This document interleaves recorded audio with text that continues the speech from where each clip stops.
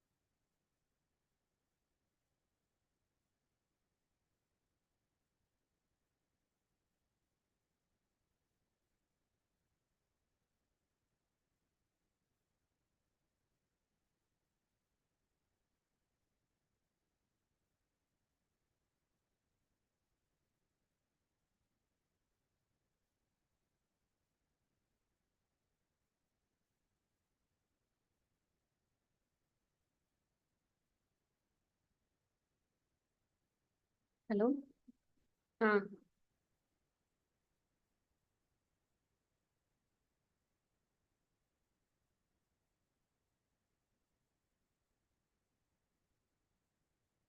हाँ बोल okay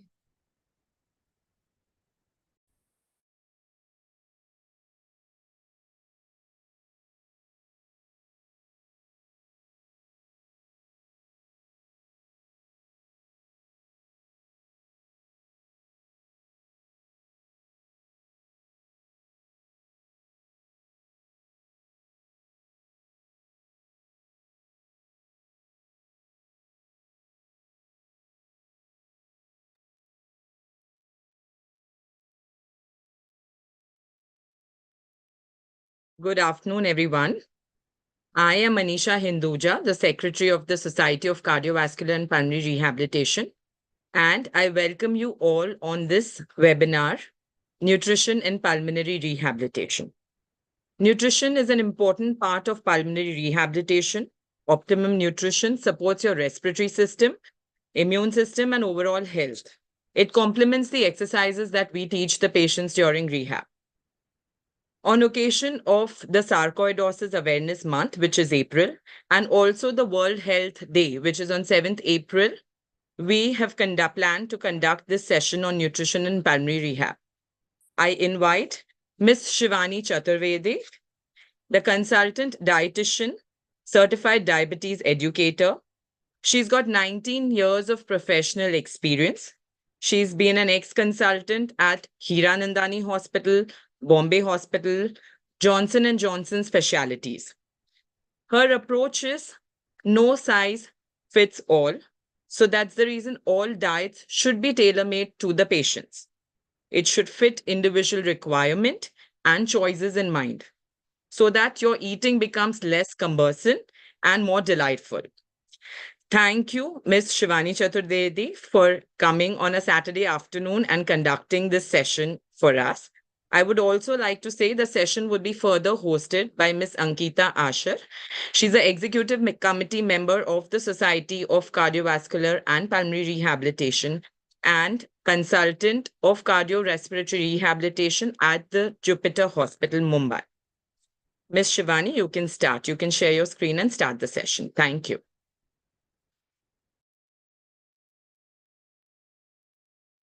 Hey. Today, what will you do, Sansha? What you did?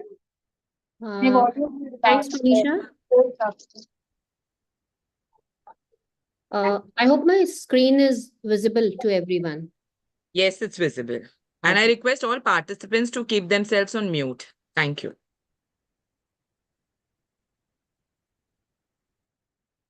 So now, as Manisha introduced, we are going to talk about fueling the lungs, nutrition strategies in pulmonary rehabilitation. So let's have a quick icebreaker. What are the key nutrients and what key points we'll be talking about in the today's presentation? What are the case specific energy requirements, fluids, protein, role of fat, citrus fruits, portion size, and different textures? Now, when it comes down to brainstorming on the part of the pulmonary rehabilitation team, the dietitian, and the physiotherapist, what are the most pressing needs of our patients? We need to understand how we can use technology, like continuous messaging, calling them for follow ups, and other things to make their life even more easier. And how the changes in the diet, like bloating, GERD during the phase, is extremely important for the involvement of a dietitian. Now, when I talk about eating well while living with lung disease, the calorie and BMI requirements roughly ranges between 430 to 720 calories per day. Increased calorie needs are there when there is a state of exaggeration. BMI targets is around 20 to 30 of these kind of patients. So best BMI study done by the Abbott Nutrition Institute is around 27 for the COPD patients. Now, when I talk about the macronutrient requirements, as we all know, carbohydrate takes a lot of carbon dioxide for, they produce a lot of carbon dioxide. So the carbohydrate percentage of the diet ranges between 40 to 50%. Fats range between 15 to 25% because more fat makes you breathe easier. Uh, Proteins can be, there is no definition as per, strict definition as per the body weight. We can, change it from 1.2 grams to 1.5 gram per kg body weight according to acute illness guidelines, but ASPEN and ISPEN. Increased protein needs to help maintain lean body mass, muscle mass, nutritional supplements if necessary. High protein snacks at night have shown a very good result in my patients. Now, what are the fluid requirements of the patient? On a regular basis, if patient does not have any cardiac issues or does not have any fluid restrictions, we generally advise our patients to have 8 to 10 glasses of water per day. This keeps the mucus less dense and in turn makes their breathing easier.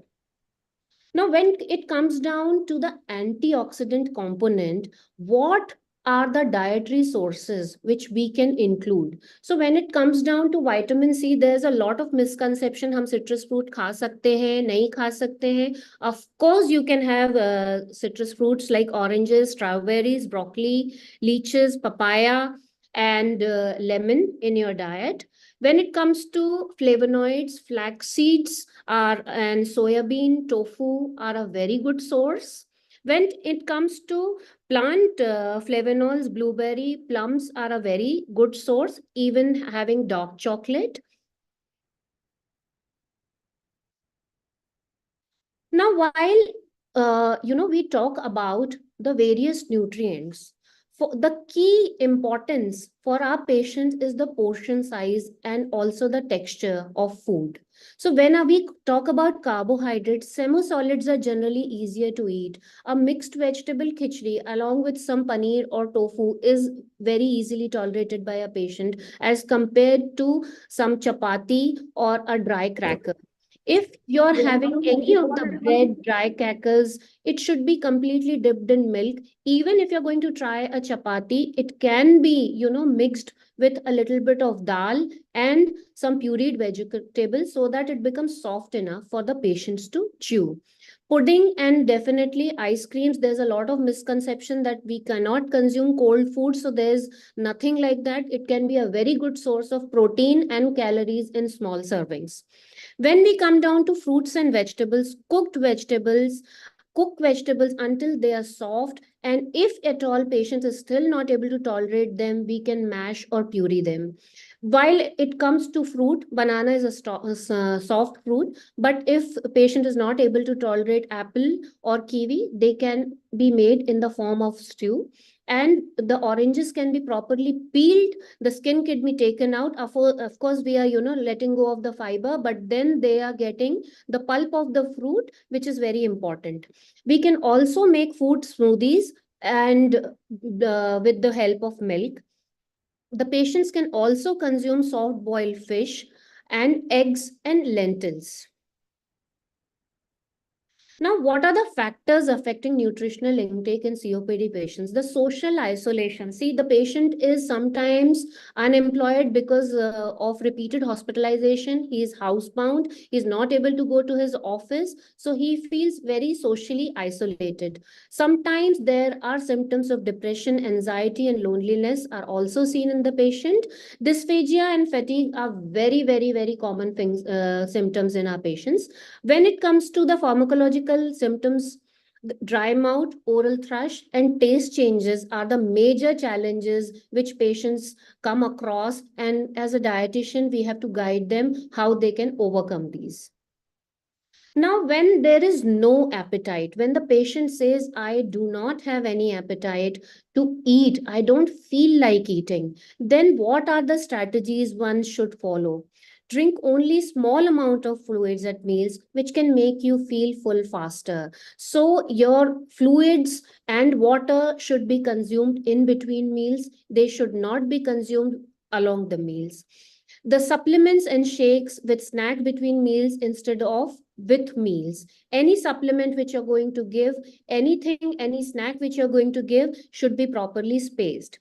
Add calories to at least one food item at each meal and snack. Example, adding a little bit of cheese to an omelette will, keep the patient full for a very long time, and it will also increase the fat content of that particular meal.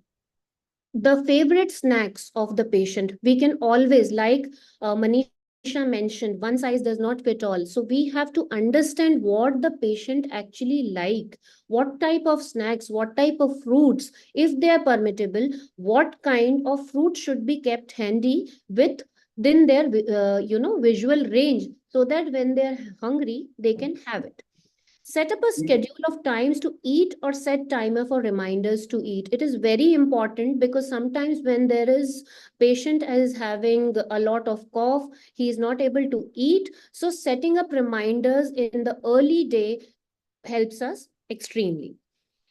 Eating large meal when the appetite is strongest. I have seen in a lot of patients during the morning hours, they have a good appetite and they are in a better position to eat. So in those hours, we should be utilizing that time and giving them the meals.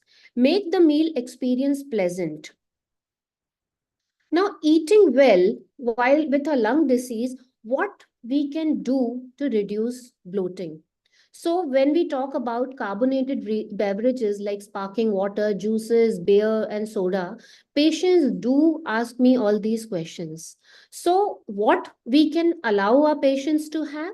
Only water or infused water, coffee, and tea, and limit the carbonated beverages to the least.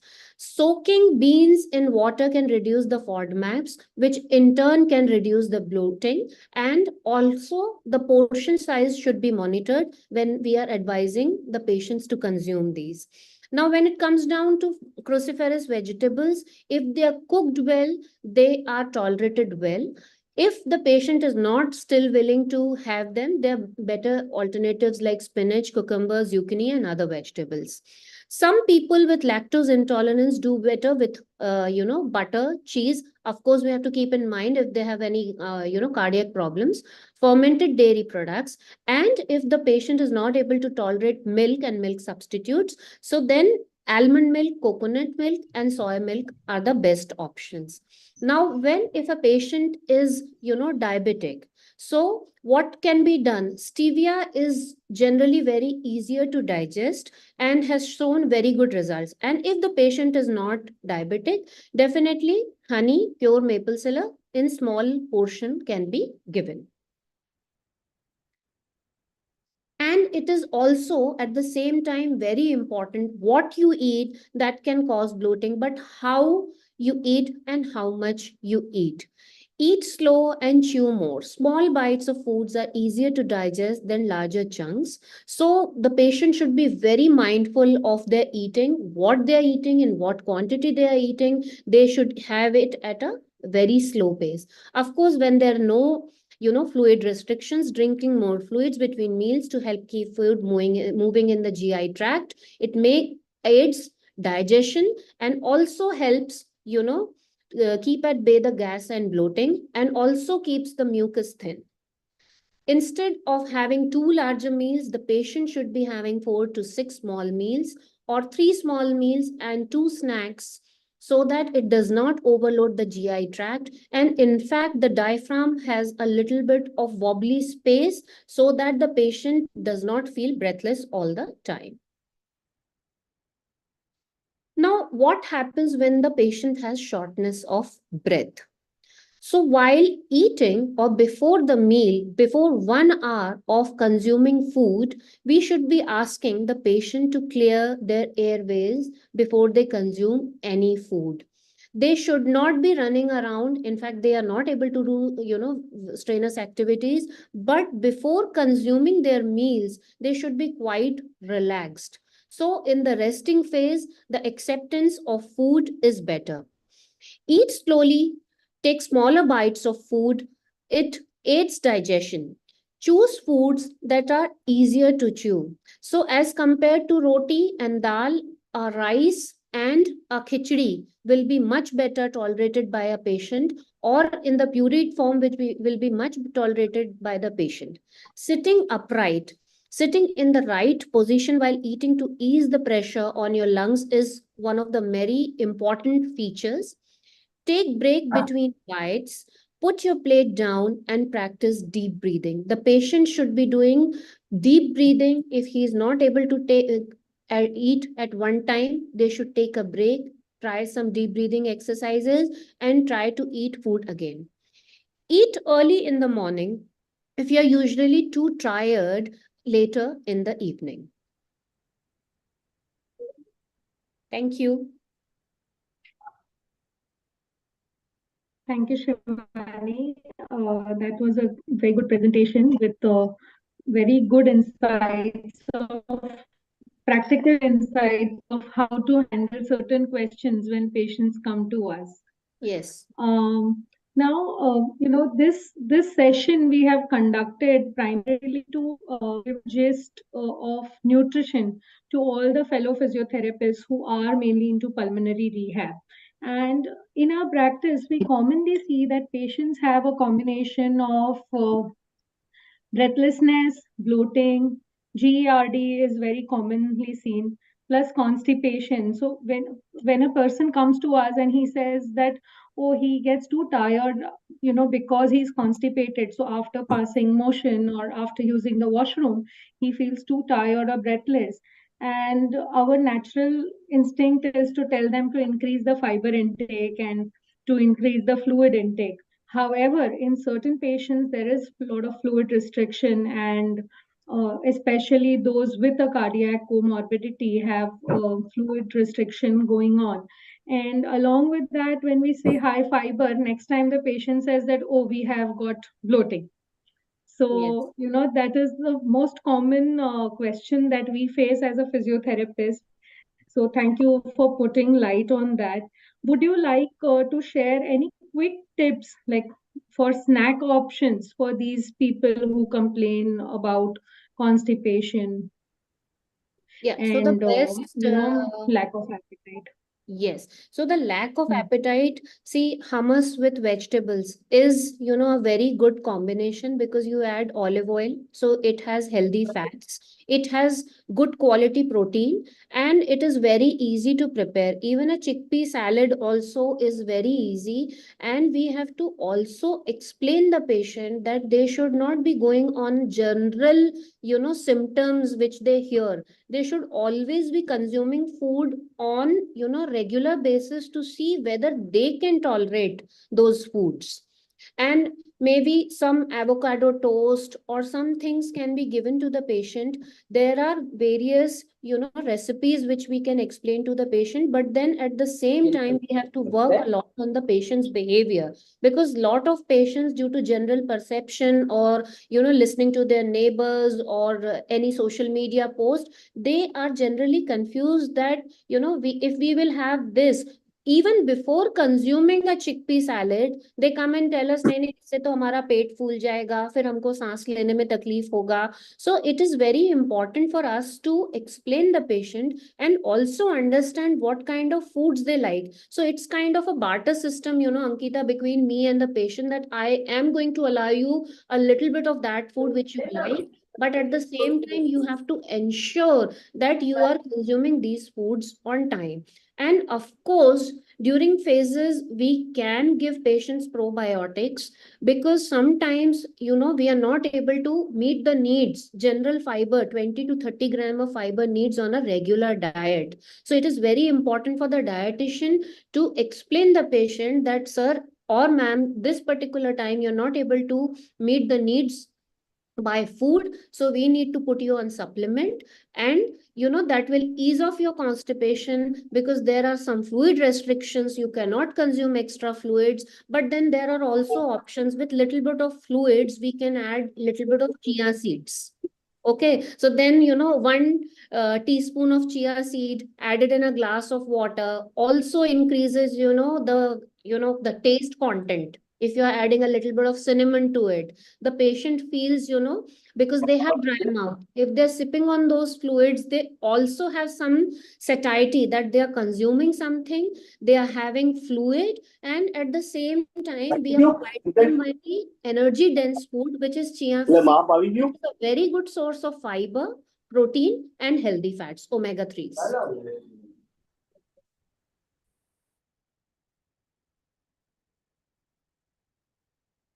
Ankita, I can't hear you. So, as you mentioned about probiotics, a lot of people have these questions. There is an Ayurvedic concept of not having, like, milk will increase secretions, or yogurt will not work, or chas is not okay. So, what do we do then? How do we handle that? See, curd is one of the best probiotic which we have in a vegetarian diet. There are flavored yogurts also which are sugar free available in the market. So we should be telling patients then that it is absolutely safe to consume. They can add few nuts, again some seeds, and these can be also taken as in between snacks between the meals.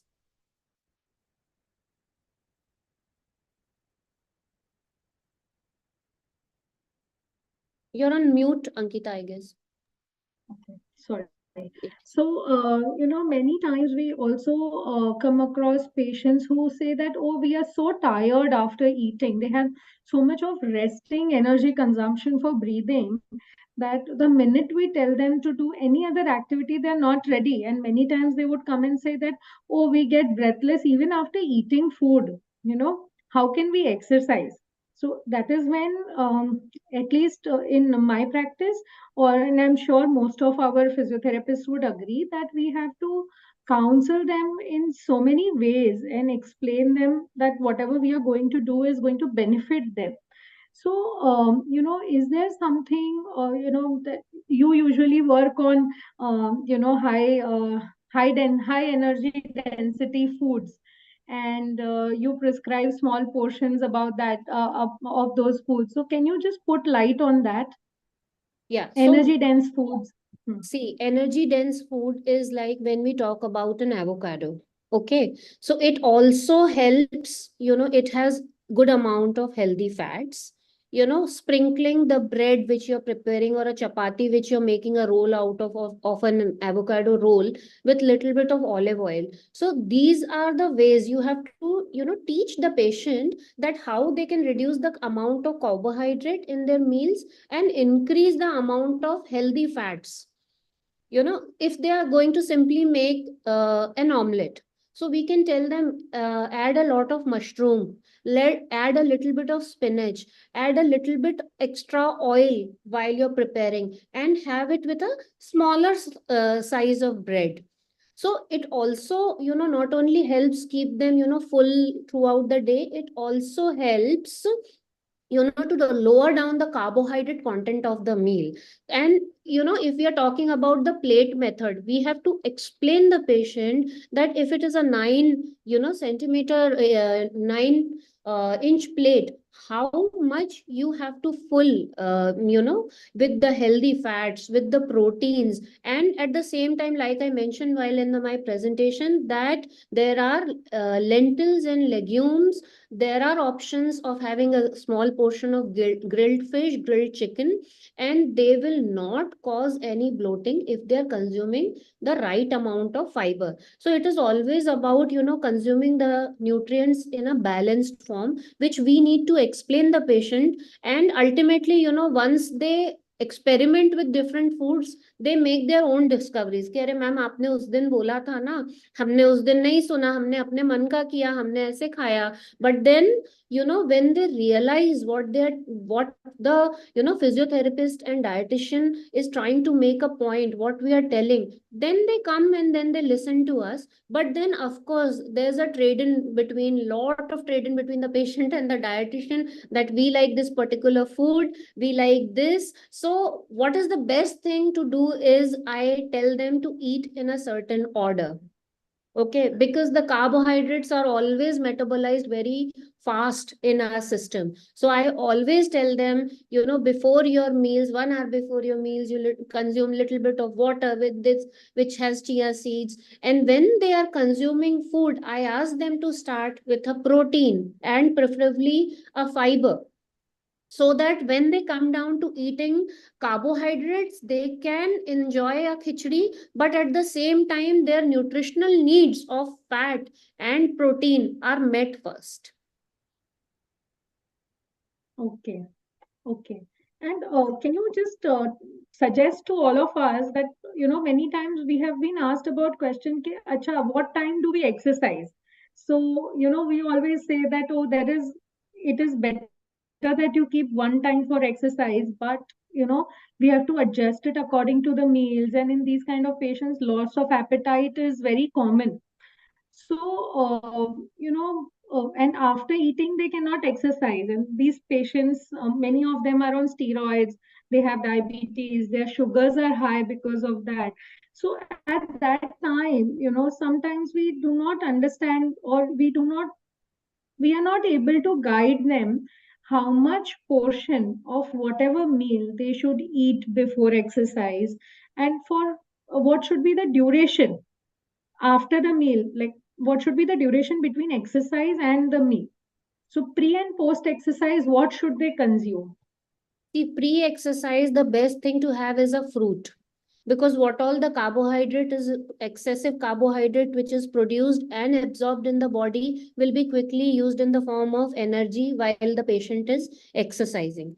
Post exercise, if the patient is willing to, make some healthy snacks and carry along with them. Otherwise, the patients who cannot carry and who are isolated and do not have any kind of support and not able to prepare their own meals, we, definitely ask them to take supplements. But we do advise them to, have a proper routine, like you said, specific timing of the meal. That is why having a structure, helping the patient to design that structure, telling the patient you should be eating at 9 o'clock doesn't work. I have to figure out, sitting with the patient, that what time he gets up and what time he is willing and his body is able to accept food. that decision making is very important. The patient needs a lot of help, and then maybe speaking to the physiotherapist, you can decide upon the timing when the patient comes for rehab or exercise to the physiotherapist. Okay. And is there any time for, post-exercise meal? So, as I understand, having protein portion post-exercise, especially after resistance training, it's important. So, most of our patients have loss of muscle mass and loss of body mass and body weight, and they are chronically less mobile. So, for those kind of patients, if we want the protein to be utilized the best, I think best time to have is um, after the exercise. So, is there any duration within which the patient should consume that particular amount of protein? I think 15 minutes to half an hour, the patient should be consuming, that supplement to show the best results. Okay, okay. And yeah, so those were my questions, and those were mostly, I think, the questions that we face as a physiotherapist. Now we open the floor to all the participants to ask questions, and there are already few questions seen in the chat box. So suppose a patient has CKD and ILD both. Mm-hmm.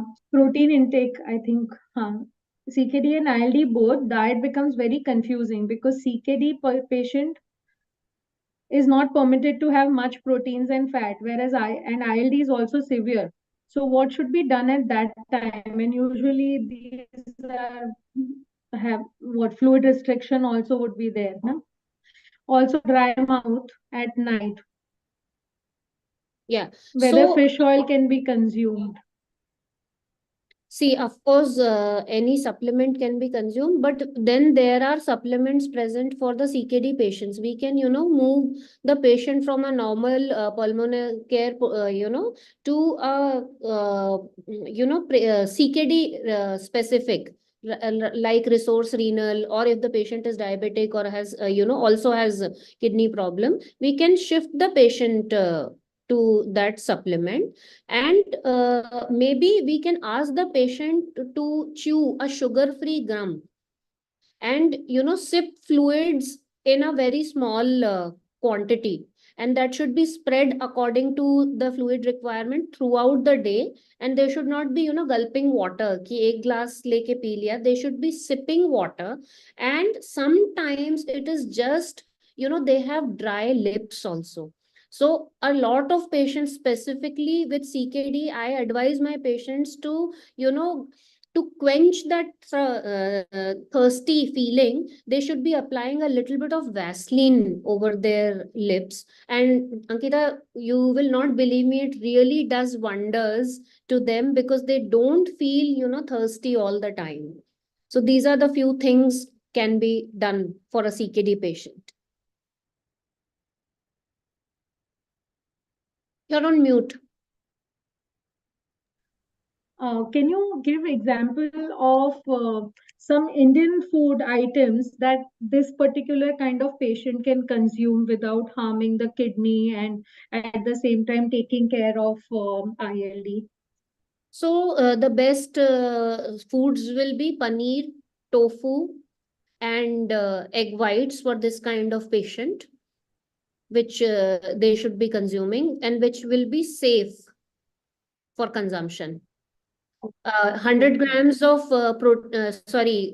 tofu and paneer can be given in the entire day to the patient. So they can have it along with the meals or in the form of snacks. There can be smoothies made out of these things. There are different recipes which we can guide to the patient, so they can also have the nutritious benefit of paneer, and they can also enjoy their meals. There were wonderful smoothies made out of these things. Okay.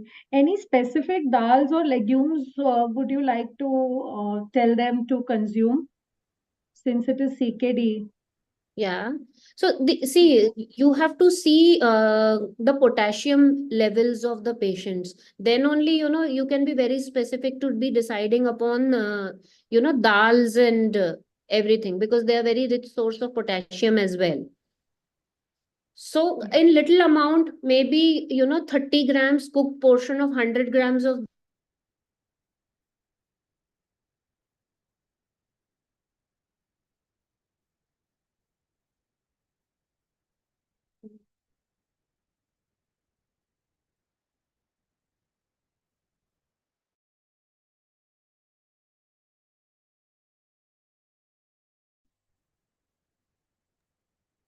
I think we lost you in between. yes, yes, yes, I guess. Hmm. Yeah. So you were saying 100 grams of cooked dal, 30 Yes. grams No, of cooked dal. 30 grams of uncooked portion and 100 grams of cooked portion of a, everyone has a small corel serving dish, katori jo hoti hai. That is the amount of, dal can be consumed once in a day with the patient. Okay. Okay. I'll just go to the next question. I would request participants to put their questions in the chat box, please.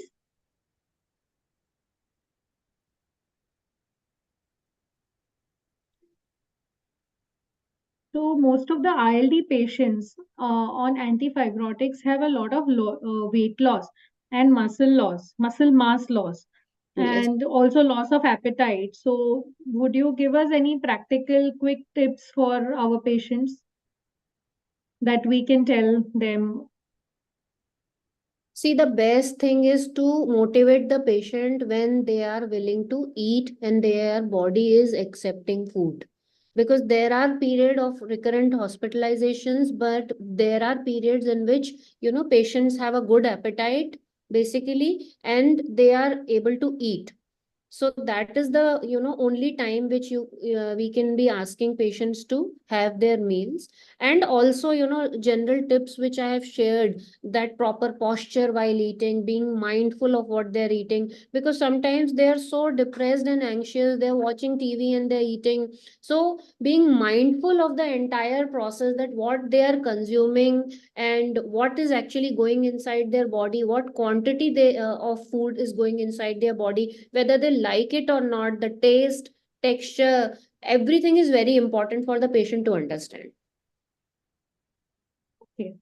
So like there is a medicine dose, there is a dose of exercise, there is a dose of nutrition as well. Absolutely. And And I then, think, Ankita, a lot of patients, they have so much of problems. So as the most important thing which I have learned in my career is, you should not be judgmental of the patient कि आपने ऐसा किया इसलिए ऐसा हो गया करके. Because the problem, disease is the problem. The patient is not the problem. So we have to be very accepting of the patient, that they, and keeping empathy at the same time, that this is actually happening. Because sometimes as consultants we are so busy, we feel अरे नहीं नहीं ये ऐसे ही बोल रहे हैं करके. We do that, and even at one point of time I have done that the patient has no willingness to follow my diet, so he is saying like that. So sometimes maybe in a body language or in a behavior that reflects, so you should be very very non judgmental to the patient. Okay, you are feeling this, we will definitely try to work out, we'll give you different exercise, we will change your care plan, little bit of, trade off with the patient, because then they are more receptive and more open to our advice. If they feel that stiffness in us, that they are judging us कि आप ऐसे इसलिए हो क्योंकि आपकी आदतें ऐसी हैं, it is not because their habits are like that, they have a major problem to deal with. So we have to address the problem rather than addressing the, patient. And we should not, we be very careful about the vocabulary which we, use around them, because then they are just like kids. So you have to give them a lollipop कि अरे हम तो आपको ये भी खाने देंगे, आपको तो ऐसा भी एक्सरसाइज हो जाएगा. So you should be very enthusiastic that they'll be able to do that, and same level of enthusiasm we should be able to instill in the patient. And you know, a lot of hand holding. You can always tell them, you can speak to me for 5 minutes whenever you want. And if you remember, we have got amazing results with our patients, just because, we gave them time, and we were willing to listen to all their problems, whether they were just disease related or whether they were habits related. Right. Right. So, Shivani, one thing I want to ask you once again over here is that what point in time do you think we should refer the patients to a nutritionist once they come for rehab? And how should be the reassessment, and how frequently should the patient be meeting you? See, ideally, meeting will be once a month is very, very important, because you have to continuously assess these kind of patients with their weight and actually with their body mass composition, that what changes are taking place in their body. Because when you show them the actual facts that these are the changes in your body, then they are more than willing to accept any kind of food items, because otherwise they will be stiff. हम तो ये नहीं खाएंगे, we are not used to eating all these things, we are not used to, these are not our food habits. So we first, the diet should be tailor made 90% to 100% to fit in their routine and the kind of foods they want. But then remaining 10%, you have to ensure the patient that if you're not willing to make these changes, you're not willing to make these changes in your habits, then we can put you on supplements. But that is the last option which I talk about with any of my patients. And as far as referring, I think continuous monitoring from a dietitian is very, very important, not only in cardiac rehab patients, because a lot of, time has been lost when the patient comes to us, and all the assessments are maybe with the doctor or physiotherapist has been done. So sometimes the time has already gone, to replenish those nutrients and everything. So I think they should be visiting a dietitian at least a month, once in a month. Okay. Yeah. And so you think we should refer you as soon as we start rehabilitation or we start exercise sessions with them, and Yes, of course. continue month or review on a monthly basis? Yes, yes. Certainly, they patients take packages based on like 3 months or 6 months packages. So when they are getting discharged or leaving the hospital, definitely a dietitian reference is important. And then for initial maybe 2 months, every 15 days, the patient should see the dietitian. And once they are able to build a rapport with their dietitian, the dietitian and the patient understanding becomes so that they don't need to see each other every time. They can maybe connect over the phone or maybe once a month. Then, because see, one sitting you're not able to understand and the patient is not willing to open up, neither their body permits them to open up with all their queries. Once they keep coming to you, when they talk to you, you empathize with their condition, you try to understand what their preferences are, they start writing. Many of my patients who are not able to speak while they have an acute episode, they ensure that sometimes in the hospital they will make sure that they're writing on a tissue paper, even if they're not getting a notebook. But then when they're home, they're asking someone, maybe their grandkids or someone who's helping them around, that these are our queries. We are going to see a dietitian on this particular day, but we are not sure whether our health will permit this meeting, that we can talk about our problems. So they write. So maintaining a diary also brings a lot of feelings which are there inside, lot of queries basically inside, and also a lot of accountability. I tell my patients, if you're not following a particular diet, and if you have something junk or which I have told you no to eat, please write it down in a piece of paper. So they say they feel extremely guilty while they write it. So maintaining a record is very, very important. I most of the time with my patients nowadays, because of technology, I tell them, take a picture of your plate and send it to me. So they become more mindful. Okay, I have to send it to my dietitian. So is it properly, am I having the right amount of protein? Am I, having salad? So just to make an effort. And once they do it for one week, It becomes a habit because they are doing twice in a day just to send the picture. And also it is very important to understand the portion size, because me telling a patient, see, it's a very simple example that you have one chapati. From my side, the chapati will be 6 centimeters. The patient might be consuming a very big size of chapati. So when they share the pictures, when they are continuously updating me that we are having this size of chapati, this is the bowl size in which we eat our snacks, then it is, a clear picture. The patient also understand. And, filling up a plate in a very big plate as compared to a smaller plate, they understand that they are eating a lot of nutrients but in a regulated manner and in the correct portion. So the lot of accountability on the patient side help the dietitians, to ensure that they are consuming the right amount of advised nutrients. Okay. And what inputs would you like from a physiotherapist? Because we deal with exercise and we make them do a lot of things. Sometimes with these kind of patients who have weight loss over a period of time, and they are, some people may be therefore gaining weight. Most of the respiratory patients, I think more than 50% of patients have issues with weight gain. So at Yes. that time, how do you balance between? So of course you need to eat accordingly. So Yeah. what inputs would you like from a physiotherapist so that we can give in enough input for you to do the right thing?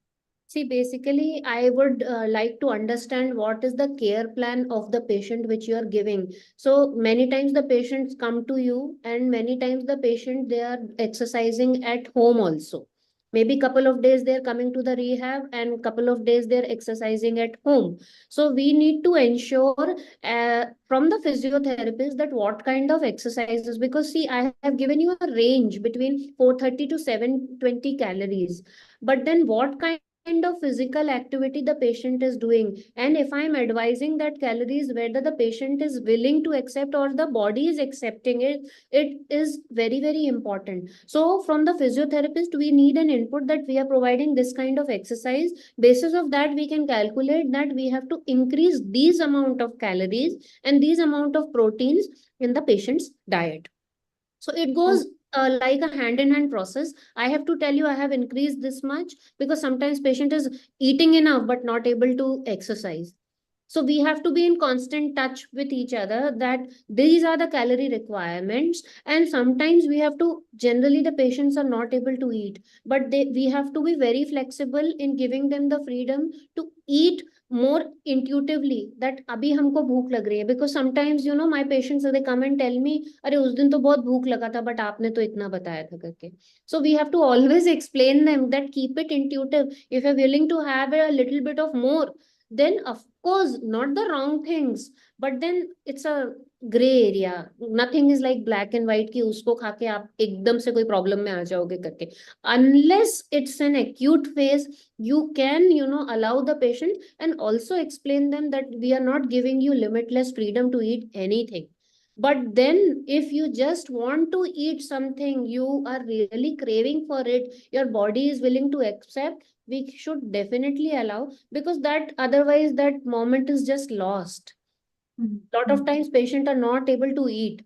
So when they are willing to eat, a little bit of flexibility from the dietitian is very very important, because then they become more receptive to eat things which we are asking them to eat. Correct. So, what is the difference? Can you just enlighten us? There's one question about cardiac for a cardiac patient. So, what would be the difference between a cardiac diet and a pulmonary diet? Primarily differs from each other. Also, if somebody has a comorbidity, cardiac comorbidity, especially the vascular disease, then what do we do? Like, how do we handle? Because pulmonary patients need more fat and cardiac patients need to reduce the fat intake. So, how do we balance that? See, more than the quantity of fat, the most important aspect should be the quality of fat. Because why, you must have heard fried और ये चीजें मत खाओ, समोसा मत खाओ, canned चीजें मत खाओ, ये नहीं खाओ. So what is the thing when we talk about fats? So all the omega 3s comes from seeds, nuts, olive oil and these sources. Okay, but then what happens when the patient consumes or any individual consumes any of the fats which comes from deep fried items? They are very, very rich source of omega 6. So when you eat a omega 6 rich food, you are sabotaging the, entire effort of eating those things. I'm not, telling the patients to completely go off, but definitely which, things comes from the market. We can allow them things which are, sauteed at home or maybe cooked in an air fryer as compared to consume things from outside, so that we can always ensure that their consumption of omega 6s, because the most important thing is to ensure to giving them the healthy fat. The function of the fat is making things crispier, so it is lot of related to the texture. आपको naturally, if you see puri paratha and roti, anyone will be liking to have a puri because it's deep fried and the texture is so wonderful. So you have to explain the patient that how they can use less amount of oil and still maintain that taste, and how they can have good fats and keep the bad fats at bay. Okay, okay, that's a good one. Shivani, also, there are many patients who are on steroid. Yes. It's ILD patients or sometimes even other lung diseases or other diseases. They are on steroid for a long time, and it's not few months but years of taking steroids. So these naturally have a lot of side effects like brittleness of bones, weight gain, loss in muscle mass, but gain weight, losing hairline and all that. So, would you like to tell us something about how to cope up, like coping up strategies for patients who are on long term steroids? See, patients who are on long-term steroids, so basically the antioxidants which I mentioned in the diet, because of low self-esteem, bad body image, patients are extremely shy even to talk about these problems.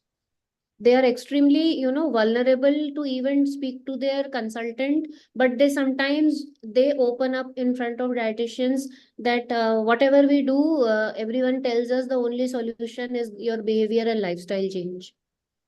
Okay, so we have to be very empathetic while explaining the patient that how these antioxidants play a major role. Can you switch your routine, packet ka namkeen with a makhana bhel, which has a little bit of chana and which has a little bit of peanuts, which is quite similar to taste, and it in turn will be giving you the necessary essential nutrients. And at the same time, it is very, very important to understand the importance of vitamin D.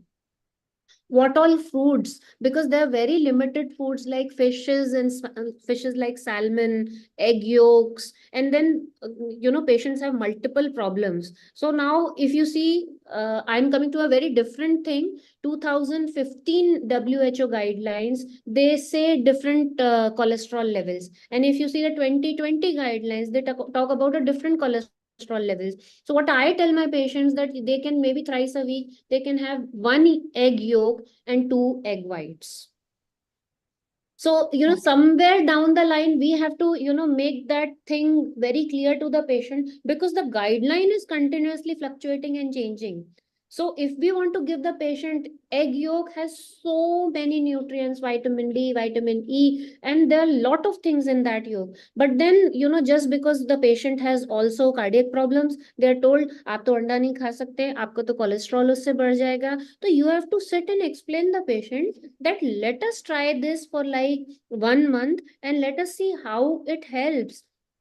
So we have to tell the patient that you can have two egg whites and you can have one full egg at least twice to thrice a week. So those are the things we need to explain, and I think if the patient is willing, then it becomes very easy for us to explain them. Okay. So, any specific thing can we tell them, like apart from what you just said, can Hmm. we tell them any specific thing because they are on steroids? Usually, their sugars level also keep fluctuating because of that, Yeah. and there is weight gain. So, can you just give us an idea about how a simple diet, like a basic Indian diet, would look like? Maybe vegetarian diet or non-veg diet, whatever. Okay, so Mm. now we can ask them to begin with a besan ka chila.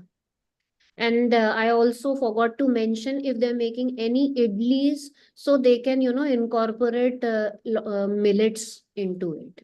Instead of adding rice, they can use a dal, and they can use maybe a foxtail millet or ragi. They come out extremely good. They also balance, the carbs content of that particular meal, and they are extremely wholesome also, because ragi and other millets, they contain a lot of calcium and other sources. So they kind of, I can say, are superfoods. So that is one thing. Because you're talking about Indian vegetarian diet, so if they are making a dosa out of it, maybe they can stuff it with little bit of grated paneer, and they can have it with a coconut chutney or a peanut chutney. Mid morning, they can be having fruit, or if they are not able to have it, maybe a supplement can be taken. It is completely case specific. For the afternoon, the patient can have some, grilled vegetables or sorted vegetables, and then along again some millet chapati, like a ragi or some bhakri sort of things, along with, desi chana, maybe some kadhi and little bit of green vegetable. Evening, they can have a snack like makhana bhel, which has maybe chana or peanuts. And for dinner, they can have maybe a khichdi and a tofu, stew or something on side. If fluid restriction is not there, definitely we can, give them some soup. I ask my patient to, add some powdered oats to their soup to make it thick. So we are also, adding something which has a cholesterol lowering effect. It also, makes it wholesome, tastier. You can always teach them ways to make oats upma, because none of my patients like to eat oats in milk. So I tell them how you can make an oats porridge. So these are the options, we can, how we can Indianize them to suit our palate. Okay. Okay. Thank you very much. Yeah, and That one more thing I forgot. If at all the patient feels or the dietitian feels that their entire protein needs and calorie needs are not met during the entire day, so the best time to give them a supplement is at night. okay. Okay. Okay. And last question, because we are running out of time. Yes. There's a question in the chat box. Can we skip meals and fruits as one and have fruits as one meal? This may help reduce salt. Have fruits instead of food. Please answer. This is a very important question because Can we many skip meal people. and fruits as one meal? Means Uh, completely giving away one meal. What is the someone trying I to say? think she's talking about if Mrs. Shetty or Miss Shetty is on is there. Can you please Yeah. ask, unmute She's and ask, actually please? asking if instead of a meal, she can take fruits, like Uh, skip a meal and take fruits instead. See, I wouldn't advise that, but then once in a while, if she is really wanting to have something like that, so maybe a fruit kind of cocktail fruit salad can be made, which can be a lot of nuts and little bit of feta cheese, if she's willing to accept the taste, can be a good option. But definitely, I'll not allow the patient to skip meal, because we have a very small window when we can feed them. But if the patient wants, so these are the options. Maybe a lot of watermelon salad is available in the market, so the similar things can be made at home, and at the same time it can be more wholesome. So not only watermelon, she can add a couple of fruits, little bit of feta cheese, little bit of olive oil to over it, and nuts. Then okay. it becomes a, complete meal. Me. I of course cannot allow her to eat 4 5 fruits. I'm not sure if she's a diabetic, but definitely with COPD I will not allow her to eat lot of fruits in one go. So maybe two fruits, and this preparation will help her. Okay. Okay. Thank you very much, Shivani, for giving us a lot of insights and a lot of practical tips.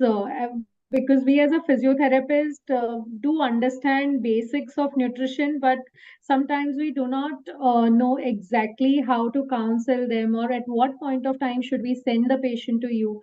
And practical difficulties of prescribing diet and following it is a big challenge in practice. So many times, even when the patient comes back from the dietitian, we are being asked so many questions. Yeah. So this particular session has given us an idea about how to handle certain situations and explain them what is more important, and for us to understand when can we send the patient to you, or what do we expect once we send the patient, and how frequently do we have to connect with each other for this, because only when you work in a team can you do better. Yes, So yes. that is why this was a very important topic of discussion, and on occasion of World Health Day and Sarcoidosis Awareness Month, I think it's a good time to make all of us aware about what is actually important when we talk about diet. Yeah. So I would So like to add one thing is like when we work as a team, we need to understand that our patients are very smart. You know, they have a lot of access to technology also. So we should always ensure that we have discussed their care plan with each other. Because what kind of exercise, because many of the times my patient comes and asks me, वो उन्होंने ये बताया ये सही है क्या कर लें क्या करके the similar thing happens कि वो मैम ने ये खाने को बोला है is it okay so they just want extra validation from their care team that this thing is okay so we should be on the same page because lot of times there might be things Ankita which you and me would not agree so but when it comes to a particular patient we have to be on the same page that I am giving this exercise plan you give this diet and I trust you and you trust me because they want absolutely. validation will go to the doctor and ask वो ma'am ने ये खाने को बोला है so that's a very very common thing so I think when we are working as a team we have to be on the same page that whatever care plan care process we are advising you we are on the same page and we have seen good results and that's why we are guiding you on these lines. Right. Right. Thank you once again. I would request all the participants to switch on their videos for a photograph, please. I believe Manisha, are you taking the photograph? Yeah, I request Miss Shivani to just stop sharing the screen. Yeah.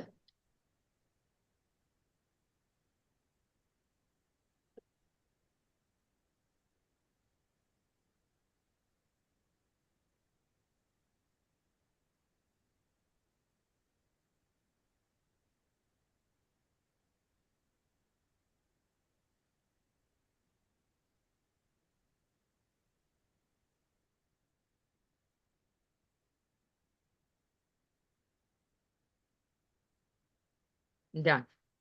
Thank you so much, Thank you. Ms. Shivani and Ankita, for this interactive session. You've not only solved queries about the diet, but given us a very important point is to work in a team. How a therapist and a dietitian can come together and formulate the entire exercise and diet plan. Because for you, it's important to understand how much energy they are consuming during, expending during the exercise. And for us, it's important to understand whether they're getting the required calories to do their exercises and you've solved all the queries asked to you, so thank you for giving your time. I would also like to say that the society memberships are open. For details you can either email us or you can visit our website socvpr.com. And there's a good news, we have collaborated with Pulmonary Hypertension India, which is a forum where all the PH fight formed by the PH fighters for the fighters. We have collaborated with them and created a directory of all the cardiopulmonary physiotherapists. The link is there on our website and the Insta handle. so that physiotherapy is accessible to all the patients, to all the pulmonary hypertension and ILD patients all over India. Please fill up the Google form so that we get your details. It's also going to give you visibility in the amongst the patients. So it's going to be like a two-way win-win situation. That's it. Thank you so much, everyone, for attending this session. Thanks. Thank you so much, Manisha and Ankita, for giving me this opportunity. Thank you. Shivani, I would like to, urge this to you because our society also has associate members where, not physiotherapists, but the medical team, Yes. nutrition, occupational therapists can also be a member of our society. So Okay. I would request you also to please visit our website and Sure, do sure, definitely. become a member. Yeah, yeah. Thank you. Thank you Thank so you very much. much. Thank you. Yeah. Thank Thank you. you, everyone. Yeah. Bye.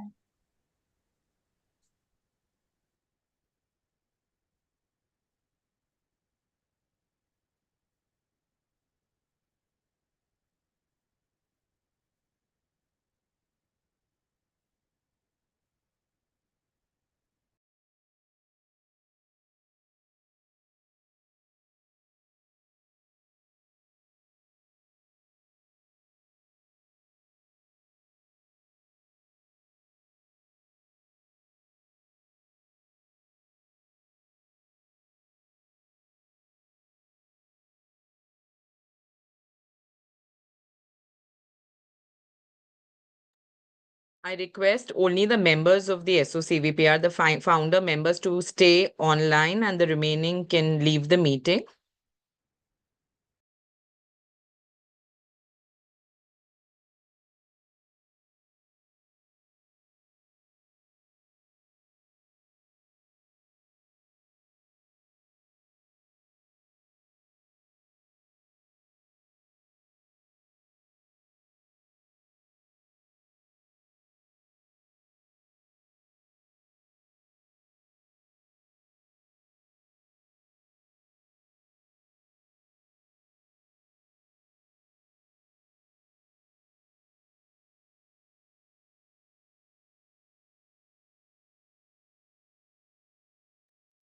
Hello. Yeah, Manisha, you're on mute actually. Yeah. Yeah. Purvi, yeah. Yeah, I'll I'm just call there. up Ankita. Yeah, she's left the meeting. I 1 second. admitted her. You admitted, but she's not nowhere to be seen. She's joining. Huh. Yeah. We have ended the